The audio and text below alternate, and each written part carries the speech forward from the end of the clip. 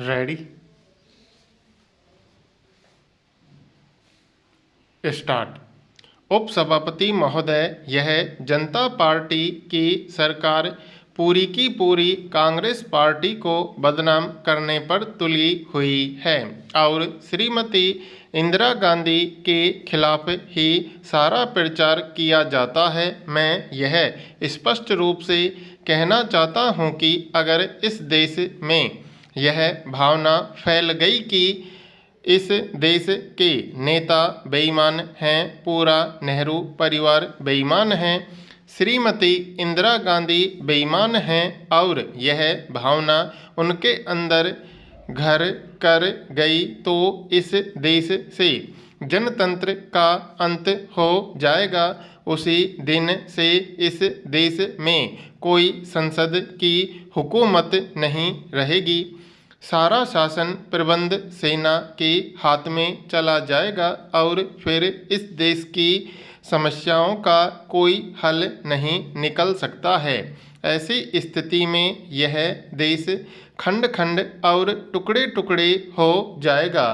जिस देश की जनता ने आपको कैबिनेट का सदस्य बनाया है, आप उसको भूल गए हैं। इतिहास उठाकर आप देख लीजिए, क्या कहीं भी किसी मुल्क में जब राजनीति में कोई परिवर्तन होता है तो इस प्रकार के परिवर्तन के बाद जो दल सत्ता में आता है वह केवल मात्र पिछले दल की निंदा करने और चरित्र हत्या करने में लगा रहता है। अमेरिका के अंदर राज्य सत्ता में एक निश्चित समय के बाद परिवर्तन होता है, लेकिन वहाँ पर पिछले दल की निंदा नहीं की जाती है। इसी प्रकार से इंग्लैंड के अंदर भी राज्य सत्ता के अंदर परिवर्तन होता रहता है और इजराइल के अंदर भी इसी प्रकार से परिवर्तन होता है, लेकिन जो दल सत्तारूढ़ होता है वह पिछले दल के संबंध में कोई निंदा नहीं करता है, बल्कि अपनी नीतियों को कार्यान्वित करने के लिए ठोस और समयबद्ध कार्यक्रमों पर अमल करता है। कांग्रेस की सरकार की नीतियों को इस देश की जनता अच्छी तरह से जानती है और यह भी जानती है कि चाहे श्रीमती इंदिरा गांधी के शासन ने गलतियां की हैं, लेकिन उसका कांग्रेस की नीतियों में दृढ़ विश्वास है। वह इस सरकार की निंदा संबंधी बातों को स्वीकार नहीं करती है। मान्यवर, जो विधेयक श्री भूपेश गुप्त द्वारा इस सदन के सम्मुख रखा गया है, मैं उसका समर्थन करता हूं, क्योंकि यह विधेयक एक बहुत छोटी बात मानता है। भूपेश गुप्त जी ने कहा है कि अगर इस सदन में और लोकसभा में किसी प्रश्न पर बहस हो तो उस प्रश्न को हल करने के लिए दोनों सदनों का एक संयुक्त अधिवेशन हो। और इस संबंध में मुझे एक बात याद आती है, जब प्रिवी पर्सेज को बंद करने का प्रस्ताव लोकसभा में पारित होकर राज्यसभा में आया, उस समय यहाँ सिर्फ 1/3 वोट से वह पारित कर दिया गया और उसका ऐसा नतीजा हुआ। मैं उनके बिल का समर्थन करते हुए उसके उदाहरण में एक बात कहना चाहता हूँ। मेरा कहना यह है कि अगर यह अवसर पैदा नहीं होता तो यह बड़ी समस्या पैदा नहीं होती। सवाल यह है कि हमको यह देखना है। मैं बहुत संक्षेप में एक मौलिक बात कहना चाहता हूँ, जिसके लिए मैं थोड़ा समय चाहूँगा। महोदय, मैं अपनी बात जल्दी समाप्त कर दूंगा। इस कानून को किसी भी सूरत में हमारे संविधान में नहीं रखना चाहिए, क्योंकि हिंदुस्तान एक आज़ाद मुल्क है और हिंदुस्तान के लोग आज़ाद हैं।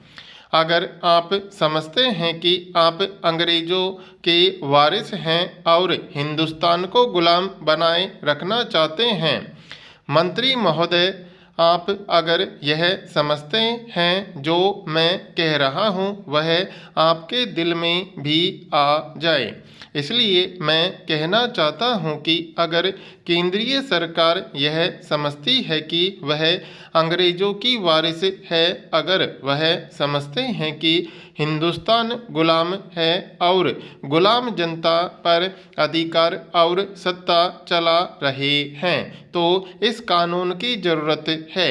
लेकिन अगर आप ऐसा नहीं समझते तो इस कानून की कोई ज़रूरत नहीं है।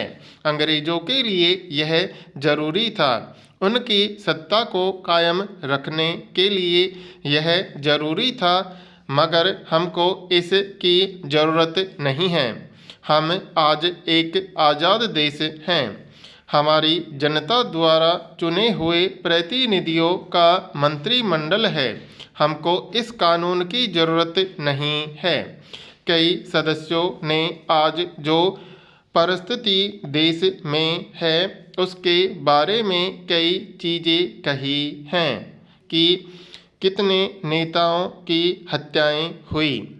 हम भी नहीं चाहते कि ऐसा हो। श्रीमती इंदिरा गांधी की हत्या हुई, यह बड़े दुख की बात है। उस दिन हमारी आंखों में आंसू आ गए थे, लेकिन मैं एक चीज़ पूछना चाहता हूँ कि उन्हीं की सरकार सत्ता में थी, कोई विरोधी दल की सरकार नहीं थी, वे प्रधानमंत्री थी। ऐसा होना बड़े शर्म की बात है। सरकार उनकी जान की हिफाजत नहीं कर सकी। सरकार ने ऐसे हालात क्यों पैदा होने दिए? क्या कानून नहीं थे आपके पास? कानून थे। आज यह कहना कि हत्याएं हो रही हैं, अभी बंग का भी जिक्र किया गया। विदेशों में कई जगह जो बड़े बड़े नेता थे उनकी हत्याओं के बारे में भी सदन में कहा गया, यह साबित करने के लिए कि कानून की ज़रूरत है। आदरणीय उपसभापति महोदया, मैं राष्ट्रपति का जो धन्यवाद प्रस्ताव है उसका समर्थन करने के लिए खड़ा हुआ हूँ। मुझे 30 मिनट चाहिए। महोदया, यह राष्ट्रपति का जो अभिभाषण है यह हमारी अतीत की उपलब्धियों और भविष्य में हम क्या करेंगे इसके संबंध में चर्चा करता है। राष्ट्रपति का अभिभाषण एक नीति वक्तव्य होता है कि हमारी नीतियाँ क्या हैं। महोदया, हमारे विरोधी दलों के नेताओं का करीब करीब मानसिक दिवालिया निकल गया है और वे ऐसी बातें जनता में कहते हैं जिनका कोई मतलब नहीं है।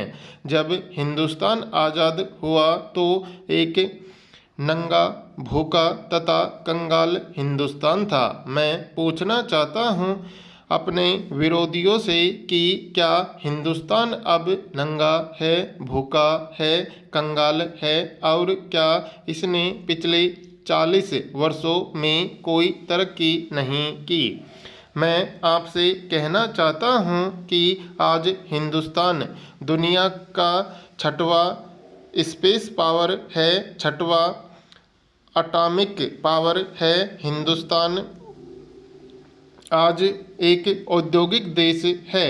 कल ही इसी हिंदुस्तान ने पृथ्वी का सफल परीक्षण किया और यह शक्तिशाली राष्ट्र बन गया है।